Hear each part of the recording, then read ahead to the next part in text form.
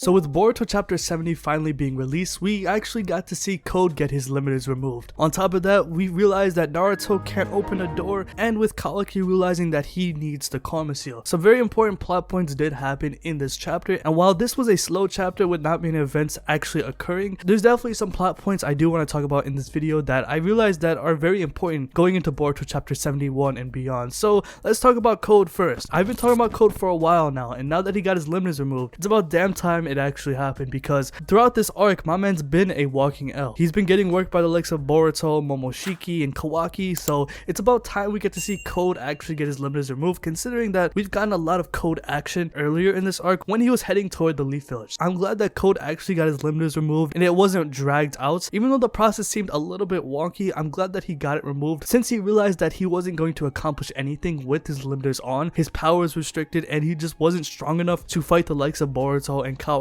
and considering that Momoshiki can come out at any time, that's also another threat to Code in his plans in order to become a pure Otsutsuki and kill everyone on his hit list. So now that he got his limiters removed, all I'm gonna say is that it's go time for Code. And of course, this is a shonen series, so I do expect Code to eventually lose and be taken down. However, all I'm gonna say is that it shouldn't be at the same difficulty as it was earlier in this arc. Code should not be facing the same difficulty when he fights them again, considering that he has retreated back to the Land of Snow with the likes of Amato and Ado with him. So now that he's there, I do expect him to just wait. Now that he has Amato in his hands, who is one of the most important people in the Leaf Village, he knows that they're definitely going to be heading toward the Land of Snow to get him back. Amato is one of the more important people in the Leaf Village. Despite him joining the Leaf Village only for a couple months, he's provided valuable information and technological enhancements to the hidden Leaf Village, such as creating the cyborg Delta, another important ally to help fight these cyborgs, and as well as giving karma to Kawaki. With Kawaki getting the karma, it did help Konoha take down Code in the initial battle. So with that being said, Amato hasn't really done anything bad, but actually he's provided valuable information such as how the karma seal works, the pills which have helped Boruto slow down the process of the Otsukification, which is one of the reasons why Momoshiki hasn't resurrected yet. So he is a very valuable asset to the hidden Leaf Village. So I would not be surprised if we had an Amato retrieval arc or an Amato rescue arc where the hidden Leaf Village sends a group of people to the Land of Snow where they retrieve Amato, because he is such an important asset to the hidden Leaf Village. Obviously we do not know Amato's hidden motives, but he is very important to the village, and I would think that Naruto would not want to just leave Amato out of it. And considering in the last page at the end of Boruto chapter 70, after Code did get his limiters removed, we did see Code actually try to kill Amato. He's going for the kill with a swipe of his claw mark, so we don't know what's really gonna happen. Hopefully Amato does not get killed. I think that'd be pretty disappointing considering how important he is. My man is basically a walking plot device. He literally explains everything in the story, from how the karma seal works, how the Otsutsuki clan operates, how the technological advancements came to be, especially with these cyborgs and with the likes of Kawaki and Delta as well. So he provides so much valuable information in the story, so killing him off would be kind of disappointing. So I definitely do think Amato will find a way to actually maneuver himself out of Code's death blow. I don't know how it's gonna happen, but I think killing Amato next chapter would be a huge mistake considering how important he is to the plotline. And on top of that, how does he have the knowledge to create cyborgs this strong? My man has the knowledge to create beings that can literally solo the Naruto verse. The reason why they're so powerful is through the technological enhancements thanks to Amato. If they kill off Amato, I think that'd be pretty disappointing, especially for next chapter, so I'm hoping he does stay alive. But on the topic of Code, my man Code needs to be a W man. It's about time he actually sets up and not take any more L's. Now that he has his limiters removed, he should not have as much difficulty when he was fighting the likes of Boruto and Kawaki earlier in this arc. It's about time we get to see some more W's from Code. The one thing I do want to say is that Code needs to be a lot more threatening compared to the likes of Jigen and even Momoshiki in the first manga canon arc. He doesn't really have the tone compared to them, at least in my personal opinion, but now that he has his limiters removed, I expect that tone and that demanding of presence, especially of power, to reap throughout the rest of these manga chapters. That's the one thing I'm hoping that the writers will do with Code, because I'm not gonna lie, the one thing that I'm pretty nervous about for the rest of this arc is how the writers will handle Code. Code has been one of the main focus of this arc. He runs a parallel with Kawaki, especially with his relationship with Jigen / Ishiki Otsutsuki. I'm hoping that the writers deliver with this character because they've been building his character up for a while now. So I would be pretty disappointed if they axe him pretty quickly, considering how the story has been hyping him up, being stronger than Jigen. We obviously saw what Jigen did to a prime Naruto and Sasuke, so I'm hoping that they actually do deliver with Code. And I did forget to mention, with Code's design, I did like it. I didn't really expect a brand new transformation, but if you look closely, it does seem like he has a new dojutsu. His eyes did did change a bit compared to his original limiter design. I wouldn't be surprised if he has a new dojutsu on top of having new powers. Now that he has his limiters removed, I do expect some new powers to come along, because I'm not gonna lie, I hope the writers are a lot more creative with his abilities now that he's received such a humongous power up. So now that I got that out of the way, let's talk about Kawaki. Kawaki in this chapter, I really like the conversation between him and Sumire. She actually provided a lot of important context that was given to Kawaki for him to realize that he actually needed the Karma Seal. With Sumire knowing that Kawaki took on a painful role in killing Boruto, she understands both perspectives on why Kawaki and Boruto did that to begin with. Throughout this story, Kawaki has always rejected the karma despite it being given to him by the likes of Jigen. When he was initially introduced in the story, he would always talk about how the karma would always pain him, especially throughout his life, especially with how all these karma members were heading after him when he first entered the Hidden Leaf Village to live with the likes of Naruto and Boruto. So after realizing that the Karma Seal actually is the reason why Naruto is still alive, Kawaki realizes that he is grateful for it. He understands that he actually needs it. It's something that even though he tries to reject it throughout his entire life, he has come to terms that he actually needs it in order to protect someone that he actually loves, such as Naruto for example. And the one thing I want to say is that Jigen was right. My man was spinning facts. Earlier in the Kawaki arc, when Kawaki first started living with Naruto, we had these flashbacks where Kawaki was training with Jigen saying you do need the karma. Even though you reject it, even though you hate it, the karma is the one thing that will fill you up. I've mentioned this many times in the past, but this is excellent writing from the likes of Kodachi, and now that Kishimoto is bridging that plot point from Kodachi, I love how Kawaki is actually coming to terms that he actually needs the Karma Seal. The one thing that I've always wanted to see is Kawaki realize that he needs it. Despite him rejecting it, despite him hating it, with this chapter, this is very important dialogue. Kawaki's gonna revert to his old bloodlust ways. When Kawaki was first introduced into the Boruto series,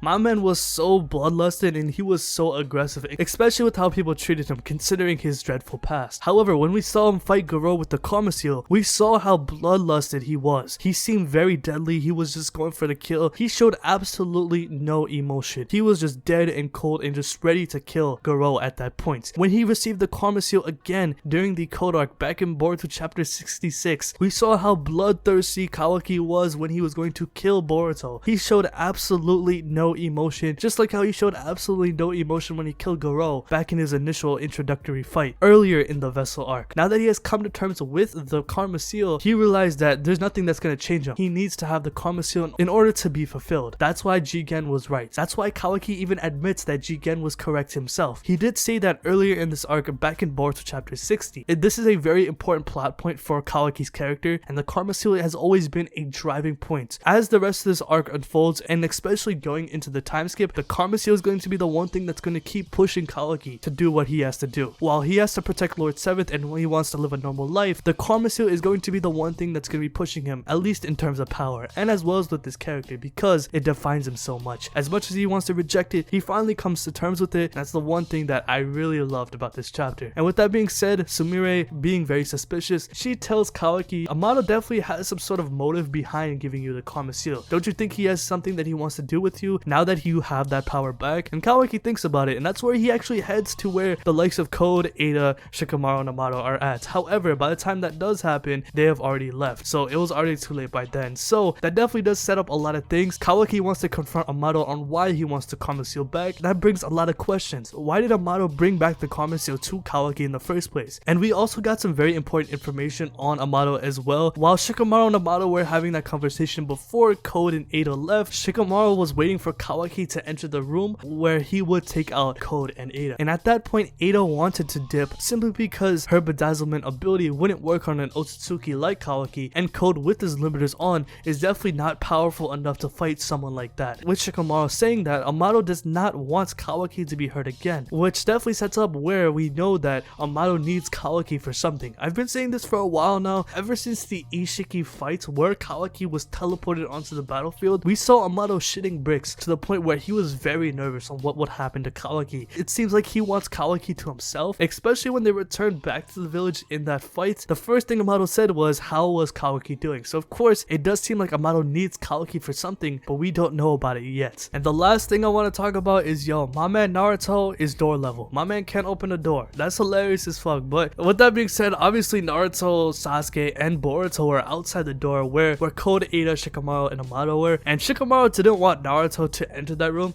due to the fact of Ada's bedazzlement ability. Shikamaru tells Naruto to not blow open the door considering that the Leaf Village's budget has been decreasing every year. I know that seems pretty logical, however, I feel like Shikamaru could have just told Naruto that the enemy has an ability where you can't attack her or do anything. I feel like that should have been the dialogue of what Shikamaru was saying to Naruto, instead of don't destroy the door because that's gonna cost some money. In the time that Shikamaru said that, he could have just said that Ada's ability would have just affected Naruto at that point. That's the only thing that kind of threw me off about this chapter. I didn't really like that dialogue. It was very random as well. It had nothing to do with this chapter, but let me know what you think about this chapter in the comment section below. How do you feel about Boruto chapter 70? What was your favorite part? How do you feel about Code aka Kojo aka Gojo Satoru getting that new form with his limiters being removed? I'm pretty excited on how the writers will handle him. I'm pretty excited to see what new powers Code has attained, and let me know what are your predictions for Boruto chapter 71 and beyond. Personally, I do think we are going to get an Amato rescue arc, considering how important Amato is to the Leaf Village, and considering that Sasuke knows where Code is at in the land of snow. They're definitely gonna head out there. Let me know who do you think they're gonna bring in the comment section below as well. So if you like this video, hit that like button, subscribe,